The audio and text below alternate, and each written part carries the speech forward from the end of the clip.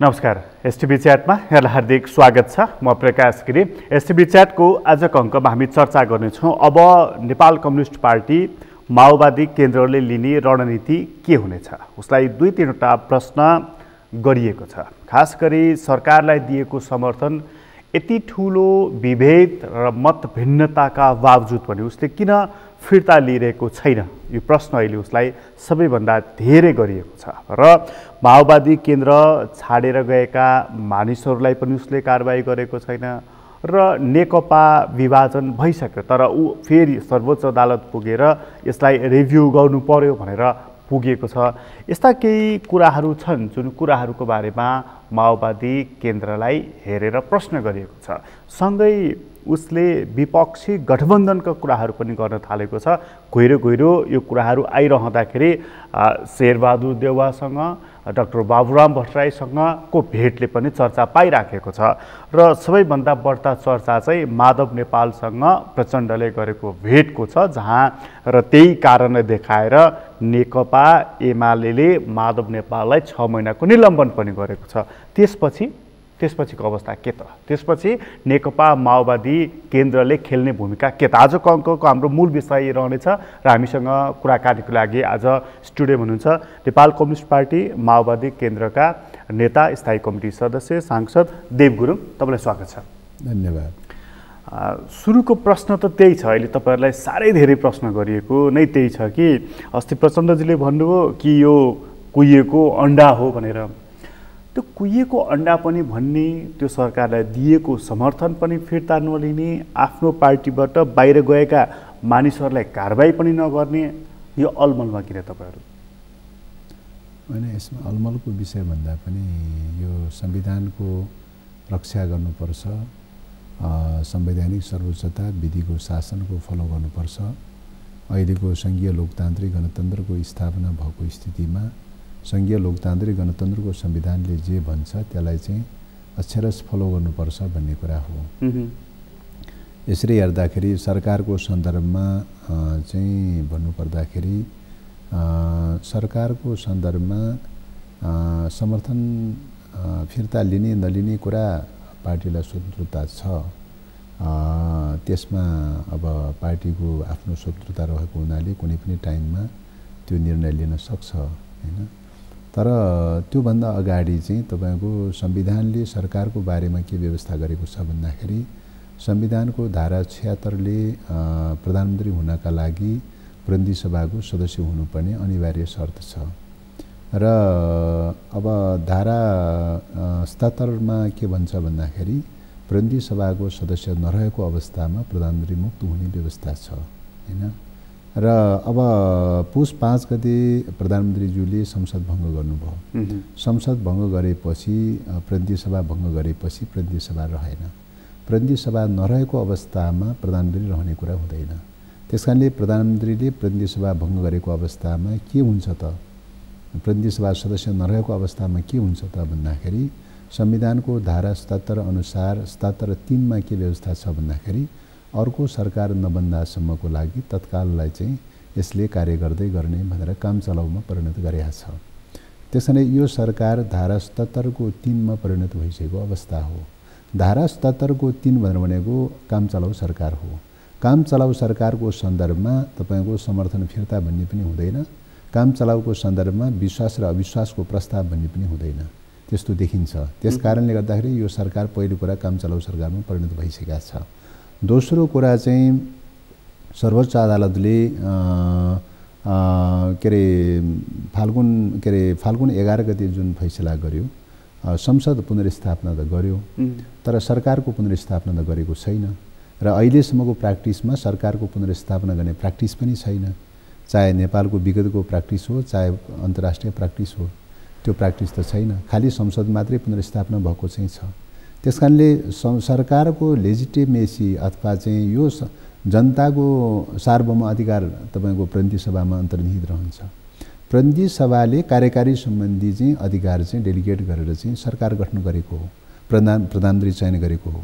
अब प्रधानमन्त्रीले त्यो प्रतिनिधि सभा भङ्ग गरिसकेपछि त्यो वैधानिक कडी चाहिँ टुटिसकेका हुन्छ, हैन। सरकार सञ्चालन गर्ने वैधानिक हैसियत टुटिसकेका हुन्छ। त्यस कारणले गर्दाखेरि चाहिँ सरकारको चाहिँ पुनर्स्थापना अहिलेसम्म कहीँ पनि गरेको रेकर्ड छैन र गर्दैन पनि। नेपालमा पनि तपाईँको 4 पटकसम्म के अरे 47 सालको संविधान छँदाखेरि 4 पटकसम्म संसद भङ्ग भएको थियो। त्यो बेलामा पनि तपाईँको चाहिँ सरकारको पुनर्स्थापना भएको थिएन। 63 सालमा पनि त्यो मतलब संविधान सभा भङ्ग हुँदाखेरिको अवस्थामा पनि सरकारको पुनर्स्थापना गरेको थिएन। त्यसो भएको हुनाले चाहिँ यो पुनर्स्थापना नभएको अवस्थाको सरकारको सन्दर्भमा समर्थन या चाहिँ तपाईँको अविश्वास भन्ने कुरा चाहिँ आकर्षित हुन्छ कि हुँदैन भन्ने कुरा संवैधानिक रूपले चाहिँ बहसको विषय हो भन्ने लाग्छ। पहिलो कुरा त्यो। दोस्रो कुरा चाहिँ सर्वोच्च अदालतले फाल्गुन 23 गते चाहिँ एउटा फैसला गर्यो। दल सम्बन्धी विषयमा प्रधानमन्त्रीले नेतृत्व प्रतिनिधित्व गरिरहेको चाहिँ दल चाहिँ विभाजनको फैसला भयो हैन। दल विभाजन भइसकेपछि संविधानको धारा 100 धाराको चाहिँ तब उपदफा 4(2) मा उपधारा 2 मा के भन्छ त भन्दाखेरि चाहिँ तपाईको चाहिँ प्रधानमन्त्रीले प्रतिनिधित्व गरेको दल विभाजन भएको अवस्थामा 30 दिनभित्रमा विश्वासको मत लिनुपर्छ भनेर भन्छ हैन। 30 दिनभित्र विश्वासको मत लिनुपर्छ भनेर भन्छ। अब त्यो प्रावधान अनुसार चाहिँ के छ भन्दाखेरि उहाँले चाहिँ तपाईको विश्वासको मत लिने नलिने भन्ने कुरा उहाँको कुरा हो। केयरटेकरमा त गइसकेको अवस्था हो। तर 23 गतेको फैसलाले के गरिदियो भन्दाखेरि चाहिँ त्यो दल पनि विभाजन प्रधानमन्त्रीको नेतृत्व गरेको दल पनि विभाजन गरिदिएको अवस्थामा विश्वासको मत लिनुपर्ने चाहिँ एउटा कन्डिसन चाहिँ क्रिएट भयो हैन। केयरटेकरै भएको भए तापनि एउटा कन्डिसन क्रिएट भयो र अब त्यो चाहिँ तपाईको विश्वासको मत लिने कि नलिने भन्ने कुरा प्रधानमन्त्रीको कुरा हो हैन। विश्वास अहिलेको जुन अहिले प्रधानमन्त्रीले सञ्चालन गरिराख्नु भएको सरकार चाहिँ यो धारा 76 को कुन अन्तर्गतको सरकार हो? अब अहिले पहिलो चाहिँ तपाईको के अरे फाल्गुन 11 गतेको फैसलाले के भन्दियो भन्दाखेरि संसद भङ्ग गर्दाको बेलाको सरकारको अवस्थालाई के भन्यो त भन्दाखेरि 76(1) को चाहिँ सरकार भनेर भन्यो हैन। गठन हुँदाखेरि 76(2) अनुसारको गठन भएको भए तापनि व्यवहारमा अभ्यास के भइसक्यो भन्दा 76(1) को अभ्यास भइसक्यो भनेर भन्यो हैन। र 76(1) भनेर भनेको एकदलीय सरकार हो, एकदलीय नेतृत्वको सरकार हो। अब तपाईको के अरे फाल्गुन 23 गतेको फैसलाले के गर्यो त भन्दाखेरि चाहिँ दल विभाजन गरिदियो हैन।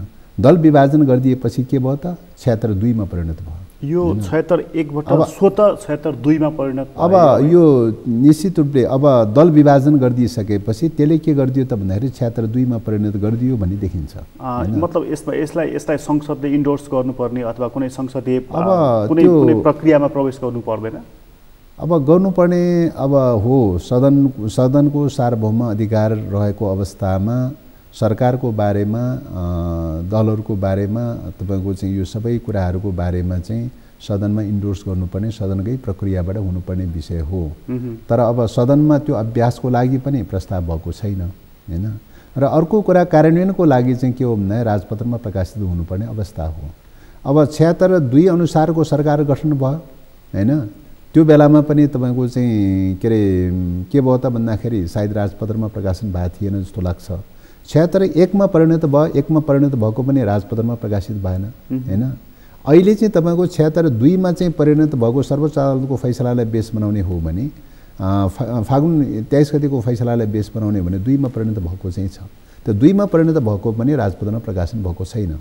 त किन चाहिँ यो भएको छैन त भन्दाखेरि चाहिँ यसको चाहिँ तपाईको संवैधानिक रूपले बाध्यकारी व्यवस्था चाहिँ के हो त मतलब हो कि होइन त भन्दाखेरि काम चलाउ सरकारमा परिणत भइसकेको अवस्था भएको हुनाले चाहिँ तपाईको यो चाहिँ मतलब सदनबाट अभ्यास गरिरहनु पर्ने अथवा चाहिँ राजपत्रमा प्रकाशन गरिरहनु पर्ने चाहिँ बाध्यकारी व्यवस्था हो भन्ने लाग्दैन चाहिँ। तर त्यो संसद भङ्ग गरिसकेपछि पनि राष्ट्रपतिले जारी गर्नुभएको वक्तव्यमा अब यो सरकार काम चलाउ भयो भनेर त भन्नुभएको छैन। हो, त्यही चाहिँ तपाईको राष्ट्रपतिले चाहिँ त्यो भनेको छैन हैन। त्यो फलो चाहिँ किन गरिएको छैन भन्ने क्वेसन चाहिँ छ। त्यसको लागि सामान्य विधिको हिसाबले भन्नुपर्दाखेरि प्रधानमन्त्रीले रिजाइन गर्नुपर्ने। पौष 5 गते संसद भङ्ग गर्ने बेलामा भङ्ग गर्ने प्रस्तावको साथै रिजाइन पनि साथै एट्याच हुनुपर्ने हो हैन। रिजाइन साथै एट्याच हुनुपर्ने।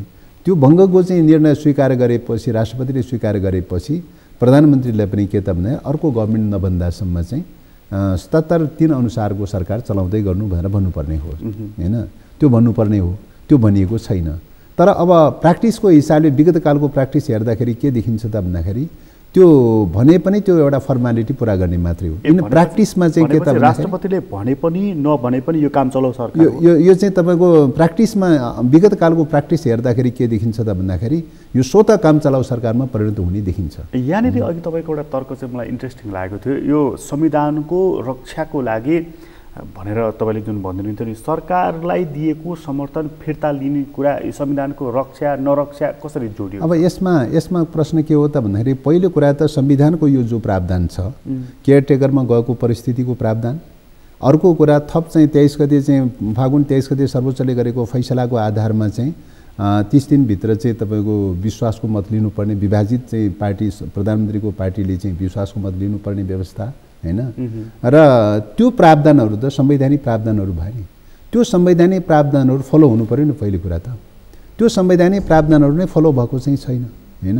अब समर्थन गर्ने र नगर्ने भन्ने कुरा चाहिँ त्यसपछिको सेकेन्डरी कुरा हो। तपाईहरूले समर्थन फिर्ता नलिए पनि प्रधानमन्त्रीले फागुन 23 को मितिलाई आधार मानेर 1 महिनाभित्र विश्वासको मत लिनुपर्छ। अब लिने नलिने कुरा उहाँको कुरा हो हैन, लिने नलिने कुरा उहाँको कुरा हो। लिनु भएन भने चाहिँ तपाईको चाहिँ 24 गतेबाट के हुन्छ त? 23 गते त पर्सि 23 गते त 30 दिन त पुग्छ, तर 24 गतेबाट के हुन्छ भन्ने क्वेसन छ। फर्मल्ली तपाईहरूले समर्थन फिर्ता नलिनु भएको हुनाले प्रधानमन्त्री फर्मल्ली बोली पनि राख्नु भएको छ कि यो सरकार सुविधाजनक ठाउँमा छ। यो यस्तो हो, यो चाहिँ तपाईँको के हो त भन्दाखेरि सुविधाजनक हो कि होइन भन्ने प्रश्न भन्दा पनि चाहिँ यो मतलब जनतामा सार्वभौम अधिकार निहित रहन्छ। जनताको सार्वभौम अधिकार चाहिँ तपाईँको प्रतिनिधि सभामा पावर डेलिगेट भएको हुन्छ हैन। र प्रतिनिधि सभामा भएको पावर डेलिगेट चाहिँ तपाईँको प्रतिनिधि सभाबाट कार्यकारीसँग जोडिएको विषयको बारेमा प्रधानमन्त्रीको नेतृत्वमा सरकार फर्म भएको हुन्छ, त्यही अथोरिटी लिएर सरकार फर्म भएको हुन्छ। अब त्यही प्रधानमन्त्रीले त्यो प्रतिनिधि सभा भङ्ग गरिसकेपछि त्यो लेजिटिमेसी चाहिँ ब्रेक भयो त्यो चाहिँ हैन।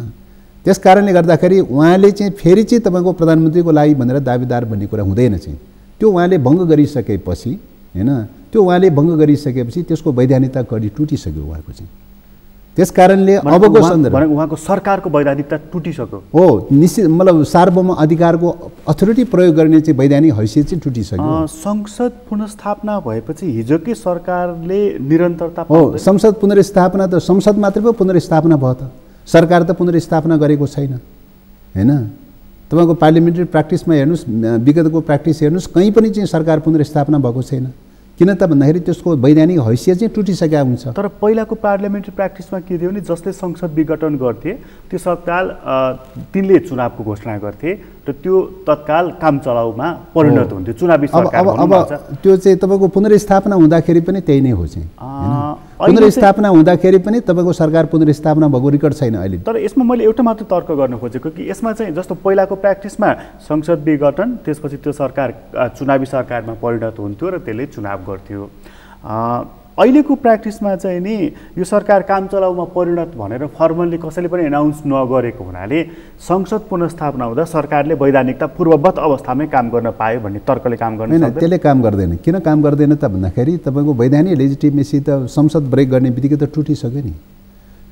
सर्वोच्च अदालतले तपाईँको सरकारको पुनर्स्थापना त गरेको छैन, संसदको मात्रै पुनर्स्थापना गरेको छ। भनेपछि तपाईँहरूले समर्थन फिर्ता लियौँ हामीले भनेर भनिराख्नु पर्दैन। यसमा त तपाईँको चाहिँ अब यसको मेजोरिटी र माइनोरिटीको प्रश्न भन्दा पनि वैधानिक हैसियत टुटिसकेको अवस्था हो। यो स्वतः काम चलाउ भइसक्यो, स्वतः काम चलाउमा परिणत भइसकेको हो। काम चलाउमा परिणत भइसकेको अवस्थामा समर्थन फिर्ता या समर्थन आदि भन्ने कुराको कति धेरै महत्त्व हुन्छ, कति धेरै औचित्य हुन्छ भन्ने कुरा हो। तर प्रधानमन्त्री त तपाईँहरूले समर्थन फिर्ता लिनुहुन्छ, लिनुभयो भनेदेखि जसपाको मत लिएर म चाहिँ नि 138 पुर्याउँछु, सुरक्षित हुन्छु भनेर लागिराख्नु भएको छ, वार्ता संवाद छ। अब त्यो उहाँको कुरा भयो, उहाँको कुन कोर्समा लाग्नुहुन्छ, के गर्नुहुन्छ भन्ने कुरा उहाँको कुरा हो। तर टोटलमा उहाँको ट्रेन के हो त भन्दाखेरि चाहिँ तपाईँको संविधानका धारा दफाहरू, संविधानका मूल्य मान्यताहरू, नम्सहरू फलो नगर्ने, लोकतान्त्रिक गणतन्त्रका मूल्य मान्यताहरू फलो नगर्ने चाहिँ सबै भायोलेसन गर्दै गइरहनु भएको छ नि, कुनै पनि फलो गर्नु भएको छैन। जस्तो उदाहरणलाई संसद भङ्ग गर्ने बित्तिकै के हुन्छ त भन्दाखेरि यो संविधानको अधिकांश धारा दफाहरू झन्डै 50% भन्दा बेसी धारा दफाहरू निष्क्रिय हुन्छ। त्यसो हुनु भन्नुको तात्पर्य संविधान फेल हुनु हो हैन, राष्ट्रपतिको रुलिङको आधारमा चलाउनु पर्ने हुन्छ हैन। संविधान विफल हुनु भनेको सङ्घीय लोकतान्त्रिक गणतन्त्र विफल हुनु हो हैन। त्यस कारणले उहाँको चाहिँ सोच र भिजन नै के छ त भनेर कहाँनिर चाहिँ संविधानका मूल्य मान्यता र प्रावधानहरू प्रयोग गर्न सकिन्छ भन्ने चाहिँ प्रयोग गर्नुपर्छ भन्ने उद्देश्यबाट अभिप्रेरित भएको देखिन्छ। त्यसलाई फलो गर्नुपर्छ भन्ने होइन कि कहाँबाट कसरी प्रयोग गर्न सकिन्छ, कसरी ट्विस्ट गरेर प्रयोग गर्न सकिन्छ भन्ने कोणबाट चाहिँ फलो गरिरहनु भएको छ। तपाईँको व्याख्याअनुसार फागुनको 23 गतेभित्र उहाँले विश्वासको मत लिनु भएन भने के हुन्छ? 23 गते भन्दा पनि चैत्रको 23 गते, फागुन 23 गते फैसला गरेको हुनाले, किन त्यो फैसलामा अब त्यो फैसलाले प्रधानमन्त्रीको पार्टीलाई विभाजन गरिदियो। विभाजन गरिदिइसकेपछि त के त भन्दाखेरि प्रधानमन्त्रीले चाहिँ तपाईँको चाहिँ विश्वासको मत लिनुपर्ने भन्ने चाहिँ पहिलो क्लज त्यो छ हैन। 100 धारा 100 को उपधारा 2 मा चाहिँ तपाईँको चाहिँ त्यो प्रोभिजन छ। त्यही प्रोभिजन उहाँले चाहिँ फलो गरिरहनु भएको छैन। चाहिँ केयरटेकरको प्रोभिजन पनि फलो गरिरहनु भएको छैन। त्यो प्रोभिजन पनि 23 गतेको प्रोभिजन पनि फलो गरिरहनु भएको छैन। 100 को 2 को उपधारा 2 पनि फलो गरिरहनु भएको छैन। त्यसमा तपाईँहरूले फर्मल्ली चाहिँ हामीले समर्थन फिर्ता नलियौँ भन्दाखेरि यो सरकारको आयु झन लम्बियो। अब समर्थनको चाहिँ कुरा चाहिँ के हो त भन्दाखेरि त्यसमा सरकारमा रहेका घटकको सन्दर्भमा विकल्प अप्सन मात्रै हो। वा भन्ने चाहिँ छ त्यसमा हैन। वा चाहिँ भनेको चाहिँ तपाईँको विकल्प अप्सन हो त्यो चाहिँ हैन। त्यसैले अब विकल्प अप्सन चाहिँ के त भन्दाखेरि त्यसमा संलग्न रहेका घटकले नर्मल अवस्थामा चाहिँ तपाईँको अहिले त यो केयरटेकरमा गएको अवस्था छ। नर्मल अवस्थामा पनि त्यो 30 दिनभित्र गर्नुपर्ने बाध्यकारी व्यवस्था होइन हैन।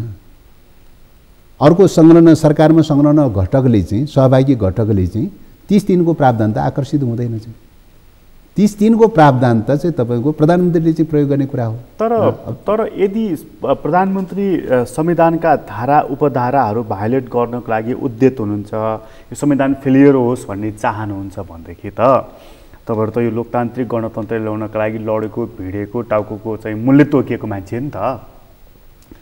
उहाँलाई विस्थापन गर्नु त तपाईँहरूको प्राथमिक दायित्व हो नि त। यसबाट किन चुकिराख्नु? अब यो विस्थापन गर्ने सवालमा चाहिँ त्यही त अब यो विषयमा अब निश्चित रूपले हो यो संविधान र प्रधानमन्त्रीको अहिलेको सोचको बीचमा सँगसँगै जान सक्ने देखिँदैन। चाहिँ यो संविधान र प्रधानमन्त्रीको सोच, यो सोच अहिलेको जे पौष 5 गतेको सोचमै हुनुहुन्छ। उहाँ त पौष 5 गतेकै सोचमा हुनुहुन्छ। मैले संसद भङ्ग गर्नु ठिक थियो हैन। अब सर्वोच्च अदालतले मेरो मुद्दा हराइदियो, उल्टाइदियो हैन। तर पनि फेरि संसद चल्दैन, फेरि पनि विघटन गर्नुपर्छ भन्ने सोचमा हुनुहुन्छ हैन। त्यसकारणले यो सोच भनेको के हो त भन्दाखेरि पौष 5 कै सोचमा हुनुहुन्छ। पौष 5 को सोच भनेको संविधान विपरीत खालको सोच हो।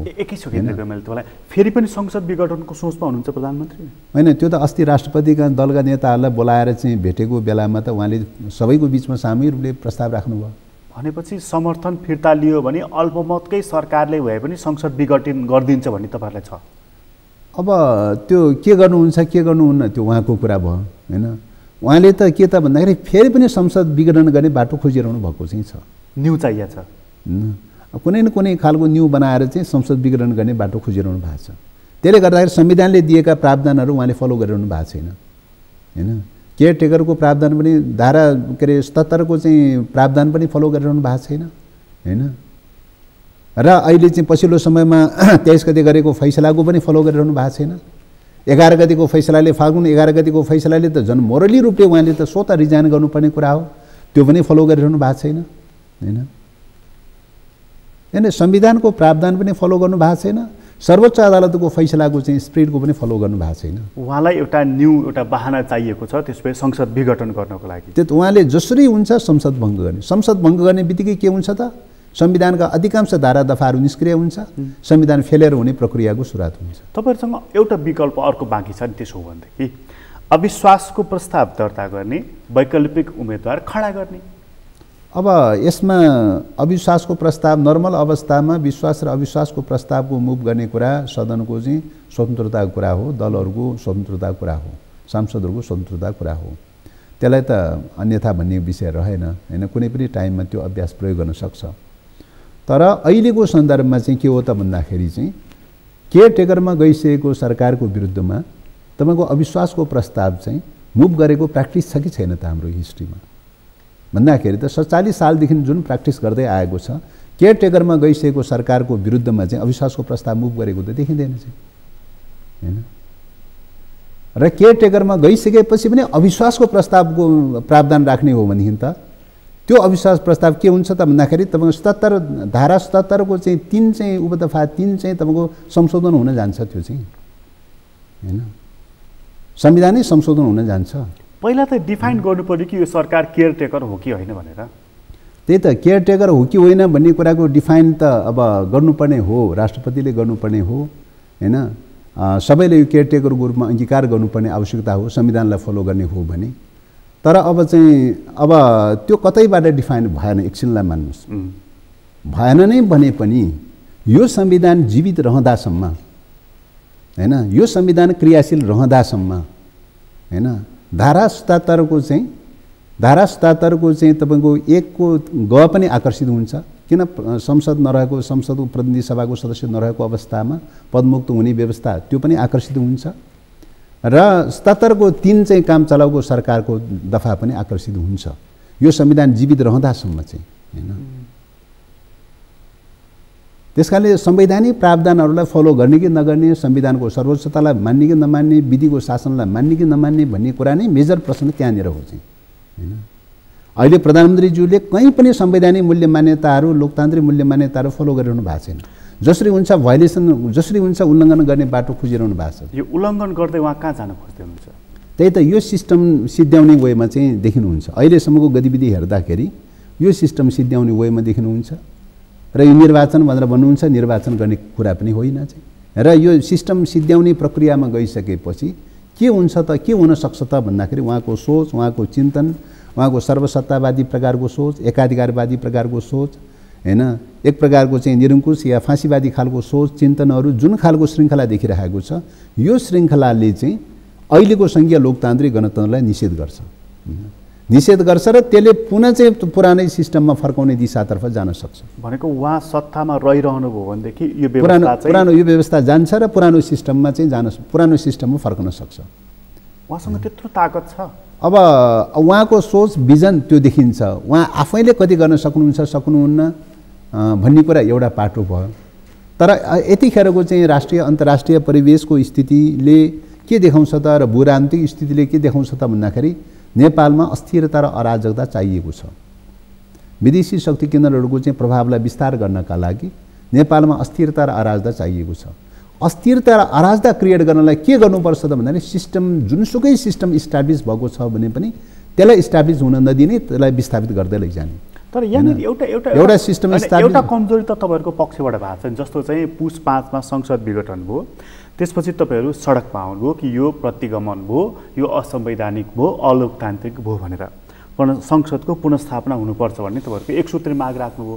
पुनर्स्थापना भइसकेपछि के गर्ने, यो सरकारलाई कसरी विस्थापन गर्ने, अर्को गठबन्धन कसरी निर्माण गर्ने, संसदलाई कसरी सुचारू गर्ने, यो योजना त तपाईँहरूले बनाउनु भएको रहेछ हैन। अब सरकार चाहिँ तपाईँको केयरटेकरकै रूपमा रहँदा पनि संसद पुनर्स्थापना भएको स्थितिमा संसद सुचारू गर्ने दायित्व र सरकारकै हुन्छ। फेरि चाहिँ काम चलाउकै सरकार रहेछ भने पनि त्यो दायित्व, एजेन्डा दिने दायित्व हैन, त्यसलाई सञ्चालन गर्ने दायित्व र जिम्मेवारी चाहिँ सरकारसँग नै सम्बन्धित रहन्छ। त्यसकारणले अब अहिले चाहिँ तपाईँको सदनमा एजेन्डा दिँदैन सरकारले। हो, काम चलाउ सरकारले नीतिगत रूपले दूरगामी महत्त्व राख्ने खालका एजेन्डाहरू दिन सक्दैन हैन। तर रेगुलर कोर्सका चाहिँ तपाईँको चाहिँ प्रक्रियाहरू त चलाइरहन्छ नि, नियमित कोर्सका प्रक्रियाहरू त चलाइरहनुपर्छ नि। सदन सञ्चालन गर्ने भनेको त रेगुलर कोर्सका कुराहरू हो नि। सदनमा रहेका बिजनेसहरूलाई चाहिँ तपाईँको सुचारू रूपले जारी राख्ने भनेको त रेगुलर कोर्सका कुरा हो नि। त्यहाँभित्र कतिपय विधेयकहरूमा नीतिगत रूपले अत्यन्तै दूरगामी खालका राजनीतिक महत्त्वका विषयहरू रहेछन् भने हैन, त्यस्ता खालका विषयहरूको बारेमा काम चलाउ सरकारले मुभ गर्न नपाउने हो। फरक त्यति मात्रै हो। अन्यथा त अरू त रेगुलर कोर्स त चलाउनु पर्ने हो नि। तर त्यही रेगुलर कोर्स पनि चलाउन खोजिरहनु भएको छैन सरकारले चाहिँ हैन, एजेन्डा विहीन बनाइरहेको चाहिँ छ हैन। त्यस्तो अवस्था देखिन्छ। त्यस कारणले गर्दाखेरि एउटा पाटो सदन सुचारूसँग जोडिएको विषयको बारेमा सरकारसँग रिलेटेड छ, अरू दलहरूसँग रिलेटेड देखिँदैन। जहाँसम्म सरकार विकल्प सरकारको कुराको चाहिँ प्रश्न चाहिँ यहाँले उठाउनु भयो, त्यो दलहरूको बिचमा कतिखेर सहमति हुन्छन्, कतिखेर तयारी हुन्छन्, कतिखेर समझदारी बन्छन् भन्ने कुरामा निर्भर रहने विषय हो भन्ने लाग्छ। त्यसो भएको हुनाले त्यो विषयमा होला दलहरूको बिचमा थोरै ढिलासुस्ती हुन सक्छ, कतिपय दलहरूमा हुन सक्छ दुविधा पनि हुन सक्छ, संवैधानिक प्रावधानहरूको बारेमा कुन ढङ्गले अगाडि बढ्ने भन्ने इस्युहरूमा दुविधा पनि हुन सक्छ। हिजो संसद भङ्ग गर्दाखेरि मतलब निश्चित रूपले चाहिँ अरू दलहरूको बिचमा नेपाली कांग्रेसको सन्दर्भमा जसपाको सन्दर्भमा चाहिँ यो असंवैधानिक कदम हो, पौष 5 गतिको कदम भनेर विरोधमा उत्रेकै अवस्था हो, पुनर्स्थापनाको पक्षमा उत्रेकै अवस्था हो।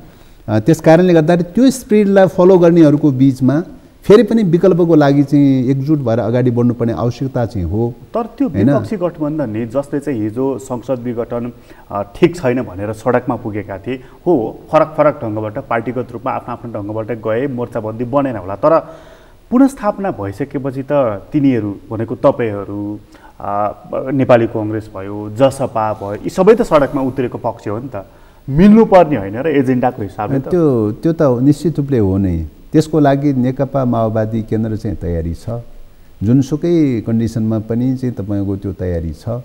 संविधानको रक्षा गर्नुको विकल्प छैन हैन, अहिलेको चाहिँ तपाईँको सिस्टमको स्थापित गर्नुको विकल्प छैन, मुलुकमा स्थिरता र स्थायित्व कायम गर्नुको विकल्प छैन। त्यसकारणले गर्दाखेरि नेकपा माओवादी केन्द्र हर हमेसा ओपनका खुलाका साथ चाहिँ त्यो पक्षमा रहेको चाहिँ छ। यिनीहरूलाई कसले मिल्न दिइरहेको छैन? अब उहाँहरूमा निर्भर रहने विषय हो। नेपाली कांग्रेसको नेतृत्वले कसरी सोचिरहेछ उहाँहरूमा निर्भर रहने विषय हो। जसपाको चाहिँ नेताहरूमा निर्भर रहने कुरा हो।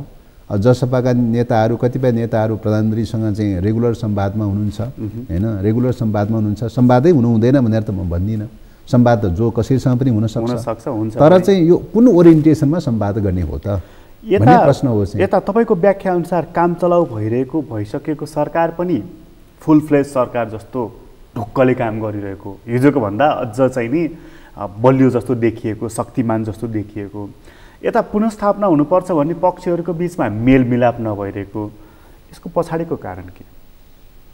खेलाडीको हो। अब त्यही त अब यो चाहिँ त्यही त मैले अघिदेखि नै निवेदन गरिरहेको छु, भनिरहेको छु कि तपाईँको नेपालमा स्थापित सिस्टमलाई विस्थापित गर्ने, अस्थिरता क्रिएट गर्ने, अराजकता क्रिएट गर्ने, राज्यलाई चाहिँ लिक्विडेसनमा लैजाने खालको चाहिँ ट्रेन्ड टेन्डेन्सीहरू हाबी भइरहेको छ। त्यो ट्रेन्ड टेन्डेन्सीले प्रकारान्तर रूपले जति अस्थिरता र अराजकता पैदा हुँदै जान्छ, राज्य विफल हुँदै जान्छ, संविधान विफल हुँदै जान्छ, उति नै विदेशी शक्ति केन्द्रहरू खेल्ने ठाउँ फराकिलो हुँदै जान्छ। यसमा खेलेका त्यस कारणले गर्दाखेरि कतै चाहिँ यो ट्रेन्ड टेन्डेन्सीले कतै प्रभाव त परेको छैन हैन भन्ने क्वेसन पनि उठ्छ। त्यसकारण यो प्रश्न चाहिँ तपाईँको नेपालको डेमोक्रेसीको प्रश्न मात्र सीमित नरहिकन चाहिँ यो प्रश्न राष्ट्रियतासँग पनि अन्तर्सम्बन्धित छ है, राष्ट्रियतासँग पनि जोडिएको छ, राष्ट्रिय स्वाधीनतासँग पनि जोडिएको छ भन्ने देखिन्छ हैन। जस्तो डेमोक्रेटिक सिस्टमलाई भनेको वैदेशिक शक्तिले विपक्षीहरूको गठबन्धन बन्न दिइरहेका छैनन्। अब के छ कसो छ सबै त अब थाहा हुने कुरो भएन, जानकारी हुने कुरो भएन, हामीले त परिणाममा हेर्ने हो। परिणाममा तपाईँको किन लेट भइरहेको छ त हैन, गभर्मेन्ट केयरटेकरमा गइसकेका छ हैन, केयरटेकरमा गइसकेका छ। पछिल्लो चाहिँ फाल्गुन 23 गतेको फैसलाले पनि त के देखाउँछ त भन्दाखेरि चाहिँ प्रधानमन्त्रीलाई चाहिँ 30 दिनको मात्रै टाइम दिएको चाहिँ छ।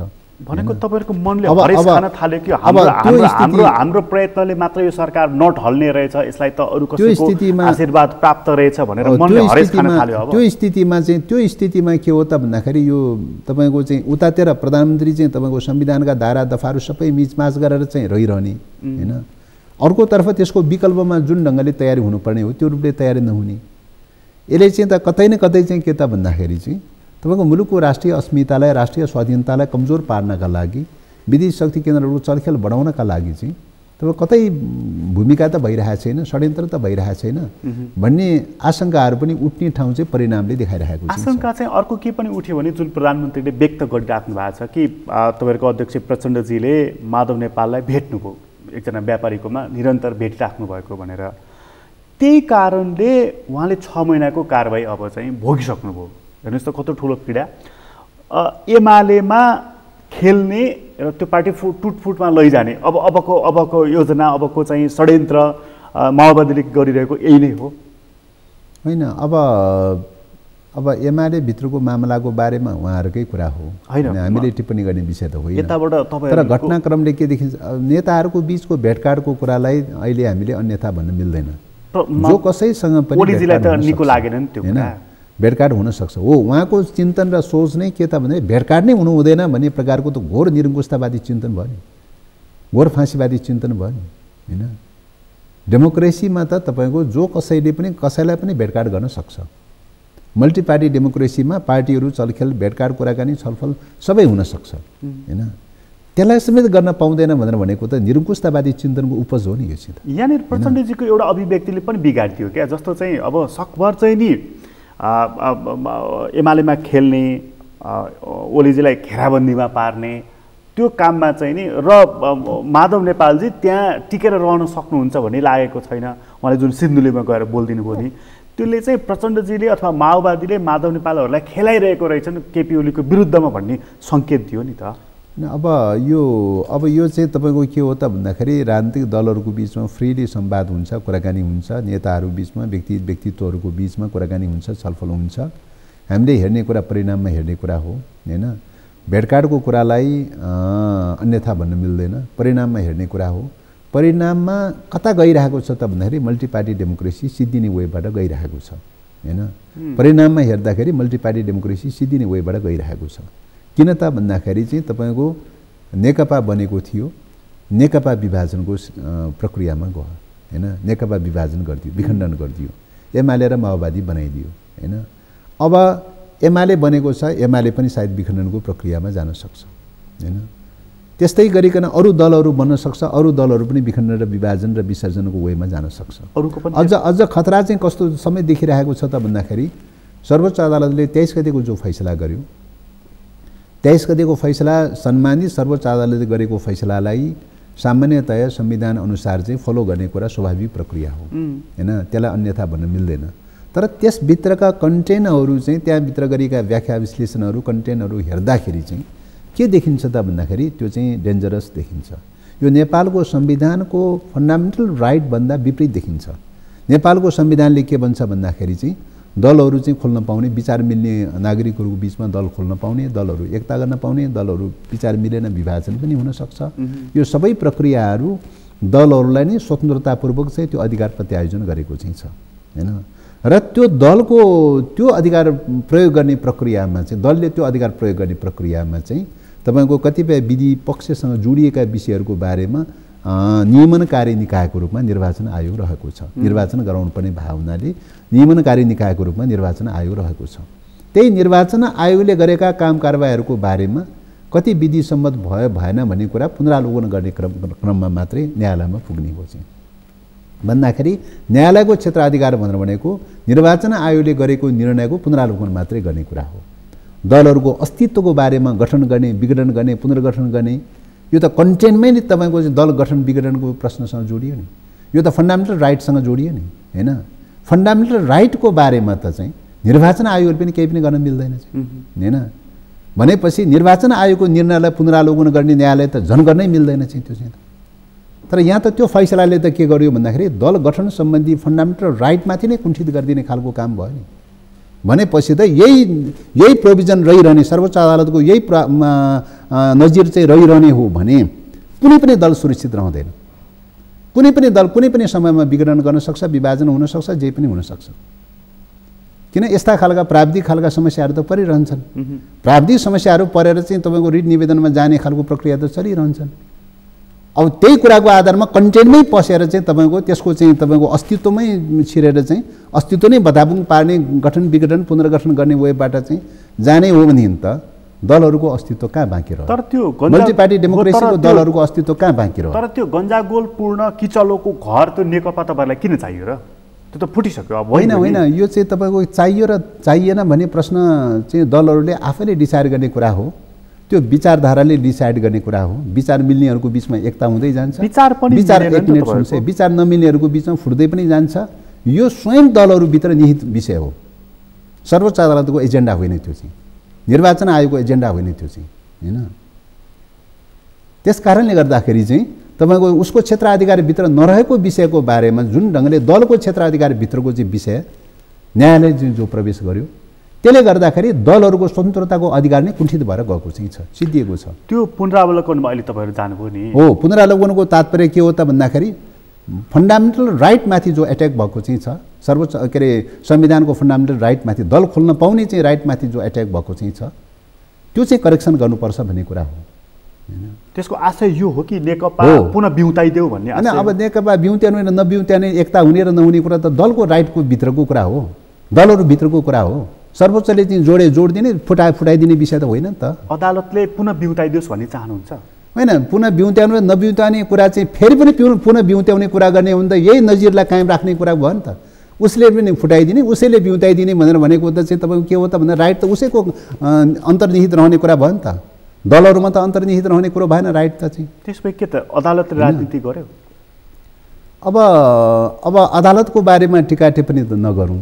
खालि हामीले त भन्ने कुरा त के हो त भन्दा न्यायालयले गर्ने फैसलाहरूमा त्रुटिपूर्ण फैसलाहरू हुनसक्छ कहिलेकाहीँ। त्रुटिपूर्ण फैसलाहरूको सन्दर्भमा आफ्ना नजिरहरू, परम्परागत मूल्य मान्यताहरू, नजिरहरू खण्डित हुनसक्छ। त्यस्तो अवस्थामा पुनरावलोकनमा जाने, अदालतभित्रै करेक्सनको लागि जाने प्रक्रिया हो।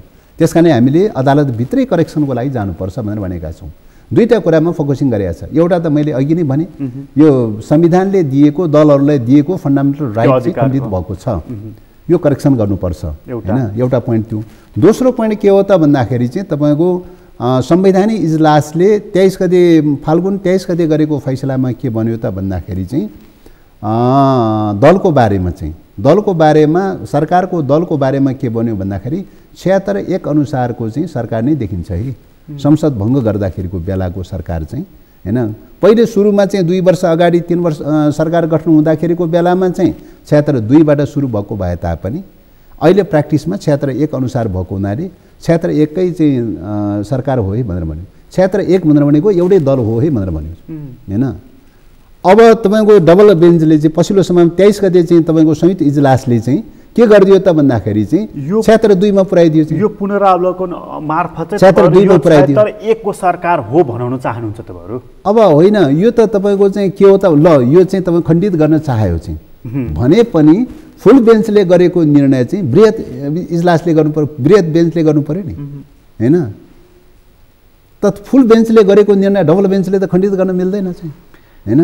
अब डबल बेन्चले खण्डित गरेको छ, फुल बेन्चले 76(1) अनुसारको भनेर भन्छ, डबल बेन्चले कहाँ लैदियो भन्दा 76(2) मा लैदियो चाहिँ। यही सल्लाह गर्नको लागि हो माधव नेपालसँग पटक भेट गरिराख्नु भएको? होइन, यो मुद्दाको बारेमा त तपाईँको सर्वोच्च अदालतले गरेको फैसलाको बारेमा फैसलालाई फलो गर्नुको साथै त्यसमा रहेका त्रुटिपूर्ण चाहिँ निर्णयहरूको बारेमा करेक्सन गर्नुपर्छ, करेक्सन गर्नलाई पहल गर्नुपर्छ, प्रयास गर्नुपर्छ, निवेदन दिनुपर्छ भन्ने कुरा त त्यही बेलादेखि चलिरहेको विषय हो। कतिपयले चाहिँ यसलाई अर्को ढङ्गबाट बुझेका रहेछन् तपाईँहरू अदालत गइसकेपछि कि माओवादी केन्द्र चलाउन तपाईँहरूलाई कठिन भएछ, विघटन गर्दै भइगयो नि, एमालेमा गएर मिले भइगयो नि भनेर एकदम ओठे टिप्पणी गरे नि देखेँ मैले। अब यो तपाईँको राजनीतिक वैचारिक रूपले, नीतिगत रूपले नबुझ्ने या चाहिँ दुराशय राख्ने कतिपय मान्छेहरूले त्यो पनि ट्विस्ट गर्न सक्छ। तर यहाँ यतिखेर चाहिँ तपाईँको एउटा दल दुईवटा दलमाथि यो प्रब्लम पर्न सक्छ सर्वोच्च अदालतको फैसलाले चाहिँ। तर यो चाहिँ तपाईँको दलमाथिको राइट हनन गर्ने प्रक्रिया सबै दलमाथि हो, मल्टी पार्टी डेमोक्रेसी माथिको आक्रमण हो। मल्टी पार्टी डेमोक्रेसी चाहिँ सिद्धिएको चाहिँ तपाईँको रमेता हेरेर बस्ने हैन। कुनै पनि टाइममा दल चाहिँ कुनै पनि दल सुरक्षित रहँदैन, कुनै पनि दल सिद्धिन सक्छ। यो नजिर रहिरहँदासम्म एमालेसँग पुनः मिलन हुन सक्छ भन्ने तपाईँलाई छ र अझै? हैन, पुनः मिलन हुन्छ हुँदैन दलहरूको विचारको आधारमा दलहरूले सोच्ने स्वतन्त्रताको कुरा हो। अहिले किन दलहरूले चाहिँ तपाईँको दिएको अधिकार हो। संविधानले अहिलेको संविधान जीवित रहँदासम्म, जारी रहँदासम्म दलहरूलाई चाहिँ दलहरू गठन गर्ने, पुनर्गठन गर्ने, एकता गर्ने, विभाजन गर्ने यो सबै अथोरिटी चाहिँ दलहरूलाई दिएको छ। दलहरूलाई दिएको हुनाले दलहरूले विचार मिल्दै गएको अवस्थामा जुनसुकै दलसँग पनि एकता हुँदै जान सक्छ। विचार नमिलेको अवस्थामा एउटै दल पनि विभाजित पनि हुन सक्छ। एमाले पनि लगभग विग्रहको दिशामा देखिँदैछ, माधव नेपालसँग तपाईँहरूको एकता हुन सक्छ? होइन, यो विचार मिलेको अवस्थामा एकता हुन्छ। अहिले त विचार मिलिरहेको छ नि। विचार मिल्ने र नमिल्ने भन्ने प्रश्न अहिलेको तत्कालको इस्यु भनेर भनेको संविधानको रक्षा गरेर जाने कि संविधानलाई समाप्त गर्दै विस्थापन गर्दै जाने भन्ने दुईवटा धार देखा परेको छ। यही दुईवटा धारलाई हामी के भन्छौँ भन्दा अग्रगमन र प्रतिगमनको धार भनेर भन्छौँ हैन। अब यो संविधान सिद्धिने भनेर भनेको के हो त, डेमोक्रेसी सिद्धिने मात्रै होइन राष्ट्रियता पनि सिद्धिन्छ। त्यस कारणले यो चाहिँ प्रतिगमनको धार हो भनेर भन्यौँ चाहिँ हैन। यो संविधानको रक्षा गर्यो भने कमसेकम अहिले प्राप्त गरेको डेमोक्रेसीको त रक्षा हुन्छ, यो रक्षा गर्यो भने राष्ट्रियताको पनि रक्षा हुन्छ कमसेकम चाहिँ हैन। त्यस कारणले यो अग्रगमनको धार हो भनेर भन्यौँ।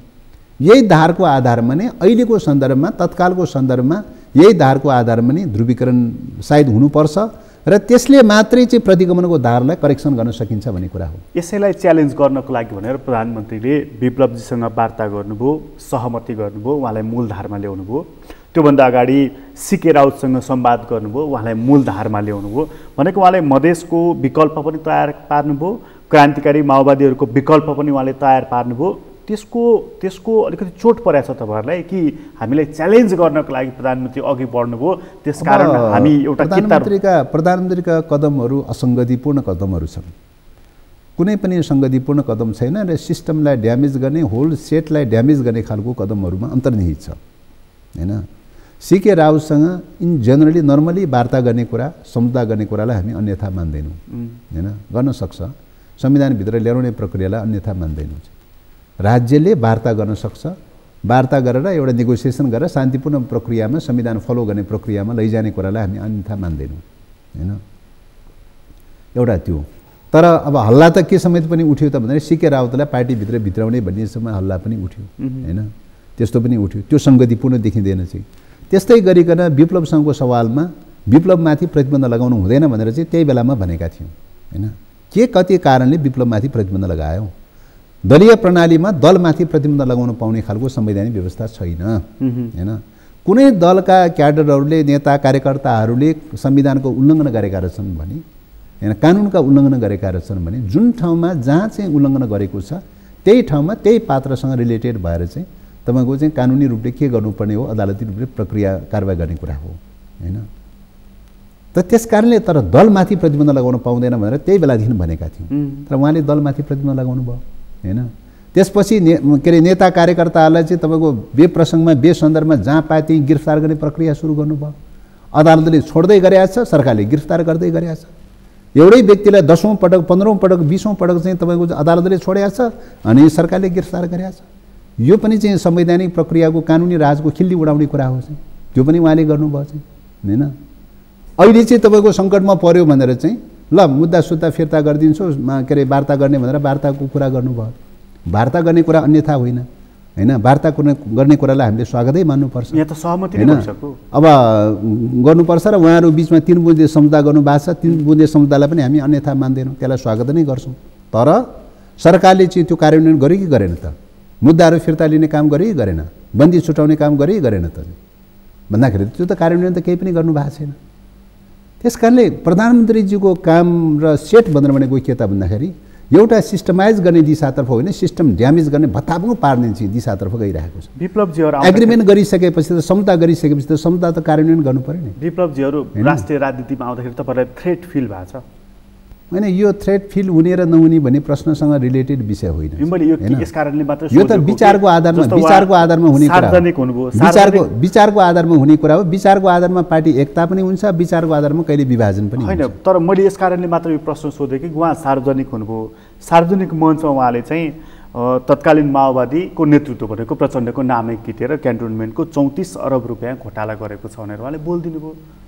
उहाँले के बोल्नुभयो के बोल्नु भएन त्यो उहाँको कुरा भयो, उहाँको स्वतन्त्रताको कुरा भयो। अब आरोपहरू लगाउन सक्छ, कति आरोप सत्य हुन्, कति आरोप असत्य हुन्, के हुन्, घटनाक्रमले पुष्टि गर्ने कुरा हो। भ्रष्टाचारको आरोप त जे पनि उठ्न सक्छ, कुरा त जे पनि उठ्न सक्छ। राजनीतिक आरोप त्यो त जस्टिफाई हुनु पर्यो नि। राजनीतिक आरोप त्यो त जस्टिफाई हुनु पर्यो नि। जस्टिफाई नभएका आरोपहरू त जसले जे पनि लगाइदिन सक्छ भनेको प्रधानमन्त्रीले उहाँलाई प्रयोग गरिराख्नु भएको छ तपाईँहरूको विरुद्धमा।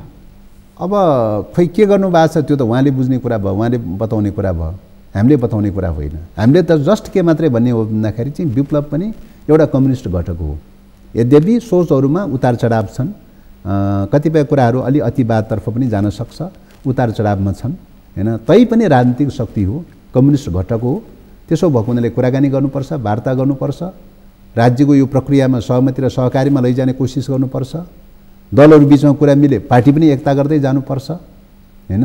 यही रूपले भन्दै आइरहेको विषय हो। त्यो बिचमा संवाद भएको छ तपाईँहरूको विप्लवजीसँग होइन? यो विषयमा मलाई लाग्छ अब संवाद चाहिँ अब संवादको लागि कुनै जटिलताको विषय होइन। तर संवाद गर्न चाह्यो भने कुनै जटिलताको विषय होइन। तर एउटा ठुलो दरार देखियो नि त हैन? उहाँले त्यत्रो ठुलो करप्सनको चार्ज लगाइदिनु भयो, बडा सङ्गीन र गम्भीर आरोप। उहाँले के भन्नुभयो के भन्नु भएन भन्ने कुराको आधारमा हामीले पुष्टि नभएका विषयहरूको बारेमा, प्रमाणित नभएका विषयहरूको बारेमा हामीलाई चिन्ताको विषय होइन। त्यसरी आक्रोशित भएर तपाईँहरूलाई आरोप लाउनु पर्ने त्यही कारण त पक्कै हुन्छ। पुष्टि नभएको प्रमाणित नभएका विषयहरूको बारेमा जो कसैले उठाउँछ भने पनि उठाउँछ त्यो त्यतिकै सिद्धिन्छ, त्यो हराउँछ। आगो नबलिकन धुवा आउँदैन। त्यस कारणले गर्दाखेरि चाहिँ त ती कुराहरू उठेका रहेछन् भने पनि हैन, अब त्यो समयक्रममा चाहिँ त्यो चाहिँ तपाईँको घटनाक्रममा हेर्ने कुरा हो। पुष्टि नभएका कुराहरूको बारेमा कुनै चिन्ताको विषय होइन। बाबुरामजीसँग एकताको लागि संवाद भइरहेको हो। अब बाबुरामजीसँग चाहिँ अब माने दलहरूको बिचमा, नेताहरूको बिचमा संवाद नै हुन सक्दैन भनेर त भन्न मिल्दैन। संवाद हुन सक्छ हैन, तर संवाद चाहिँ तपाईँको विचारको आधारमा, मतलब पार्टीको सवालहरूमा, अहिलेको समसामयिक सवालहरूमा जुनसुकै विषय पनि संवाद हुन सक्छ हैन। बाबुरामजीले पार्टीको हिसाबले त अहिले चाहिँ उहाँ चाहिँ जसपामा हुनुहुन्छ हैन, उहाँ जसपामा हुनुहुन्छ। कम्युनिस्ट पार्टी कम्युनिस्ट पार्टी छोडिसक्नु भएको छ। त्यस कारणले गर्दाखेरि पहिलो कुरा जसपामा के हुन्छ पोजिसन भन्ने कुरा भयो। दोस्रो कुरा कम्युनिस्ट पार्टीको चाहिँ लागि अङ्गीकार गर्न तयारी हुन्छ कि हुँदैन भन्ने कुरा भयो। त्यो त उहाँमा निहित रहने कुरा भयो। उहाँले तपाईहरुले अर्को कम्युनिस्ट घटकहरूले नेकपा माओवादी केन्द्र होस् या कुनै पनि कम्युनिस्ट घटकले चाहिँ कम्युनिस्टहरू एक हुनु पर्यो, कम्युनिस्ट सिद्धान्त मिल्नेहरू एक हुनु पर्यो भन्ने कुरा त स्वाभाविक रूपले इच्छा आकांक्षा प्रकट गर्ने कुरा भयो। तपाईहरुले कम्युनिस्ट विचार, सिद्धान्त र नाम पनि परित्याग गर्दै हुनुहुन्छ भन्ने कुरा सत्य हो? खै अब यो चाहिँ मलाई चाहिँ त्यस्तो त लाग्दैन, त्यस्तो त देखिँदैन हैन। अब अहिलेसम्मको विचारको विकासको श्रृङ्खलालाई हेर्ने हो भने, विश्वको इतिहासलाई हेर्ने हो भने कम्युनिस्ट विचार नै मार्क्सवाद, लेनिनवाद, माओवाद नै साइन्टिफिक आउटलुक हो, वैज्ञानिक विचार हो भन्ने लाग्छ। त्यसैले त्यो वैज्ञानिक विचारलाई विस्थापित गर्ने अर्को वैज्ञानिक विचार अहिलेसम्म निस्किएको छैन। पार्टीको नाम चाहिँ परिवर्तन गर्दै हुनुहुन्छ? नामको सवालमा पनि नाम त सर्वोच्च अदालतले तपाईँको निर्वाचन आयोगमा रहेको नामको बारेमा स्थापित गरिदिएको छ। नेकपा माओवादी केन्द्र भनेर स्थापित गरिदिएको छ। त्यो नाम त बकाइदाले सर्वोच्च अदालतले, गोपाल किरातीजीको हो नि, त्यो बकाइदाले सर्वोच्च अदालतले स्थापित गरिदिएको छ हैन। अब गोपाल किरातीजीले हो दर्ता गर्नुभएको हो, विसङ्गति भनेको त्यही हो। दर्ता त्यहाँ गरेको छ हैन। दर्ता गरेको चाहिँ 1 वर्षभित्र मात्रै त्यो चेन्ज गर्नुपर्ने भयो भने 1 वर्षको टाइम हो। 1 वर्ष टाइम नागिसकेको छ हैन। 1 वर्ष टाइम नागिसकेको छ, तर सर्वोच्च अदालतले चाहिँ तपाईँको पुरानै नाम चाहिँ कायम राखिदियो चाहिँ अब चाहिँ हैन। त्यसैले न्यायालयभित्रका काम कारबाहीहरू, राज्यका संयन्त्रभित्रका काम कारबाहीहरूमा कतिपय कुराहरूमा कानुनी रूपले चाहिँ विसङ्गतिपूर्ण प्रकारका काम कारबाहीहरू पनि भएका छन् र त्यसलाई चाहिँ हामीले सिस्टमाइज गर्नुपर्छ भनेर भनिरहेका छौँ। अब त्यसमा तपाईँहरूसँग दुईवटा विकल्प भयो, कि त गोपाल किरातीजीसँग मिल्नु पर्यो नामको सन्दर्भमा, कि चाहिँ तपाईँहरूले अर्को नाम राख्नु पर्यो। निर्वाचन आयोगले चाहिँ तपाईँको के पहल गर्यो त भन्दाखेरि चाहिँ सर्वोच्च अदालतले जे फैसला गरिदियो त्यही फलो गर्नुपर्छ भन्ने कुरामा निर्वाचन आयोग गयो हैन।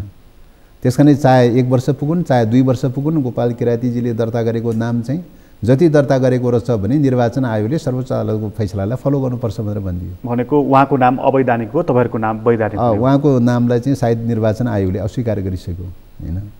त्यसो भएको हुनाले चाहिँ मलाई लाग्छ यी प्राविधिक विषयहरू, यी कानुनी पाटा पक्षहरू, बाबुरामजीसँग तपाईँहरूको मिलनको अलिकति नजिक बिन्दुमा पुग्नु भयो तपाईँहरू हैन। बाबुरामजीसँग तपाईँको पहिलो कुरा त अब कुनै पनि कम्युनिस्ट घटकहरूले, नेकपा माओवादी केन्द्र लगायतका कुनै पनि कम्युनिस्ट घटकहरूले कम्युनिस्ट विचार मिल्नेहरूको बिचमा एकता हुनुपर्छ भनेर अपेक्षा राख्ने कुरा अन्यथा विषय होइन हैन। त्यो जो कसैले पनि राख्न सक्छ। जहाँसम्म बाबुरामजीको सन्दर्भ हो, उहाँ चाहिँ त अहिले जसपामा हुनुहुन्छ हैन। जसपा भनेको गैर कम्युनिस्ट पार्टी हो चाहिँ हैन। जसपाको पोजिसन के हुने हो भन्ने कुरा हुन्छ, जसपाको पोजिसन के हो भन्ने कुरा हुन्छ। दोस्रो कुरा के अरे कम्युनिस्ट घटकको अथवा कम्युनिस्ट आन्दोलनमा उहाँ लाग्न तयारी हुने कि नहुने भन्ने प्रश्न छ। उहाँले कम्युनिस्ट आन्दोलन त छोड्नु भएको अवस्था हो। व्यक्तिहरूलाई स्वतन्त्रता छ, कहिले कम्युनिस्ट आन्दोलन छोड्न सक्छ, कहिले लाग्न पनि सक्छ, त्यो उसको व्यक्तिगत स्वतन्त्रताको कुरा हो हैन। फेरि कम्युनिस्ट आन्दोलनमा फर्कने तयारी हुन् कि होइन भन्ने कुरा उहाँमा निहित रहने विषय हो। त्यसैले यो प्रश्न नेकपा माओवादीमा निहित रहने प्रश्न भन्दा पनि चाहिँ यो प्रश्न बाबुरामजी स्वयंमा निहित रहने प्रश्न हो भन्ने लाग्छ। उहाँहरू चाहिँ तपाईँहरूसँग अपेक्षा गरिराख्नु भएको छ कि कम्युनिस्ट विचार तपाईँले छोड्नुहोस् भनेर? अब यो त तपाईँको असम्भव विषय हो। किन त भन्दाखेरि मैले अघि नै निवेदन गरिसकेँ, अहिलेसम्मको समाज विकासको यात्रामा यो इतिहासमा हेर्दाखेरि, विचारको विकासको श्रृङ्खलालाई हेर्दाखेरि वैज्ञानिक विचार के हो भन्ने कुरा हेर्ने कुरा हो। वैज्ञानिक विचारको दृष्टिकोणबाट हेर्दाखेरि, अहिलेसम्मको हिस्ट्रीलाई हेर्दाखेरि मार्क्सवाद, लेनिनवाद, माओवाद नै एउटै मात्रै वैज्ञानिक विचारको रूपमा स्थापित भएको चाहिँ छ। द्वन्द्वात्मक ऐतिहासिक भौतिकवादको रूपमा स्थापित भएको छ। वर्ग सङ्घर्षको थ्योरीलाई चाहिँ स्थापित भएको छ। यी फन्डामेन्टल कुराहरूको बारेमा हैन वैज्ञानिक समाजवाद हुँदै वैज्ञानिक साम्यवादसम्म जानुको विकल्प छैन भन्ने कुरा चाहिँ थ्योरिटिकली रूपले त्यो मान्यता स्थापित भएको चाहिँ छ। त्यसकारण त्यो थ्योरिटिकली रूपले स्थापित भएको मान्यता चाहिँ अहिलेसम्म खण्डित भएको छैन। त्यसकारणले हामीले त्यो स्थापित सार्वभौम मान्यतालाई छोड्ने भन्ने कुरा चाहिँ आउँदैन। अब के हुन्छ? अबको यात्रा भनेको त्यही हो। मैले अघि नै भने अहिलेको समस्या र च्यालेन्ज भनेको डेमोक्रेसी सिद्ध्याउने, संविधान सिद्ध्याउने र मुलुकमा डिसास्टर पैदा गर्ने र नेपालको राष्ट्रिय अस्मिता समाप्त गर्दै लैजाने, विदेशी शक्ति केन्द्रहरूलाई भित्राउने र नेपाललाई चाहिँ सके द्वन्द्वग्रस्त क्षेत्र बनाउने, अफगानिस्तान जस्तो या सिरिया जस्तो द्वन्द्वग्रस्त क्षेत्र बनाउने र प्रकारान्त रूपले चाहिँ नेपालको अस्मिता समाप्त गर्ने, सिक्किम या भुटानीकरणको रूपमा लैजाने, त्यो दिशातर्फ उद्यत छ। त्यसो भएको हुनाले यो डेमोक्रेसीका विरुद्ध पनि छ, राष्ट्रियताका विरुद्ध पनि छ। अब हरेक यो डेमोक्रेसीका पक्षधरहरू, राष्ट्रियताका पक्षधरहरूले चाहिँ तपाईँको चाहिँ यो डेमोक्रेसीको रक्षा गर्दै राष्ट्रियताको सुरक्षा गर्ने वेमा लाग्ने कि नलाग्ने भन्ने कुरा च्यालेन्ज छ। नेकपा माओवादी जसोसुकै चुनौती पैदा भए तापनि राष्ट्रिय स्वाधीनताको रक्षा गर्नुपर्छ, अहिले प्राप्त डेमोक्रेटिक राइट्सहरूको रक्षा गर्नुपर्छ। यद्यपि अहिलेको संविधानमा सबै भने जस्तो सबै कुराहरू पूर्णता छन् भनेर भन्न नसकेला, अधुरा छन्, अपुरा छन्। तर ती अधुरा र अपुरा कुराहरू पनि समयक्रममा दलहरूको आपसी सहमतिको आधारमा त्यसलाई सुधार गर्दै संशोधन गर्दै लैजाने कुरा हो, समृद्ध गर्दै लैजाने कुरा हो। तर पनि अब अहिले प्राप्त गरेको डेमोक्रेसीको रक्षा गर्नुको विकल्प छैन। त्यसकारणले अहिले प्राप्त गरेको उपलब्धिहरूको रक्षा गर्दै थप उपलब्धिको लागि प्रयास गर्दै लाने कुरा हो हैन, र राष्ट्रियताको रक्षा गर्ने कुरा हो। त्यसको लागि चाहिँ प्रधानमन्त्री केपी ओलीको विस्थापन पहिलो शर्त। अब प्रधानमन्त्री केपी ओलीजीको विचार चाहिँ तपाईँको जबसम्म संसद विघटन गर्ने मानसिकतामा रहिरहन्छ तबसम्म उहाँले चाहिँ प्रधानमन्त्री हुने हैसियत राख्दैन चाहिँ हैन। हस्, तपाईँलाई धेरै धन्यवाद। धन्यवाद। आदरणीय दर्शकबिन, तपाईँलाई पनि धन्यवाद। आज हामीले कुराकानी गऱ्यौँ नेपाल कम्युनिस्ट पार्टी माओवादी केन्द्रका स्थायी कमिटी सदस्य देव गुरुङसँग। उहाँसँगको कुराकानी अहिलेलाई यति नै। एसटिभी च्याटबाट म प्रकाश गिरीलाई बिदा दिनुहोस्। सगरमाथा टेलिभिजन हेर्दै गर्नुहोला।